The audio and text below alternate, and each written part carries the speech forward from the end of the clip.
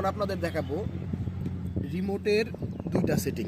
একটা হচ্ছে drone fly করার দুইটা সেটিং, একটা হচ্ছে আপনার ডিজিটাল সেটিং টেক অফ, এটার মাধ্যমে ফ্লাই করা যায়। আমি যদি টেক অফে দিই, এখানে টেক অফে চাপ দিয়ে ধরে রাখি তাহলে ফ্লাই হবে ড্রোনটি। আমি যদি এটা দুইটা জয়স্টিক নিচের দিকে নামে একটু ভিতর দিকে পুশ করি তাহলেও এটা ফ্লাই হবে, এটা হচ্ছে ম্যানুয়ালি ফ্লাই হবে।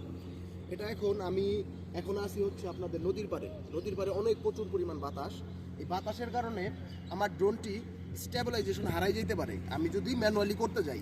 এর জন্য আমি আমার ড্রোনটিকে আপনার ডিজিটালি ফ্লাই করব। টেক অফের যে আপনার বাটন এই সিস্টেমটা আছে সেটা অন করে আপনারা এখন দেখুন যে মানে টেক অফের মাধ্যমে ফ্লাই করলে আমার ড্রোনটি কীভাবে ফ্লাই হয়, ও নিজের মতো ফ্লাই হয়ে যাবে। এখন এই যে আমি ধরে রাখলাম, এই যে ওই ওর নিজের মতো ফ্লাই হয়ে যাচ্ছে, ওর নিজের মতো একটা পজিশন নিয়েও দাঁড়াই গেছে।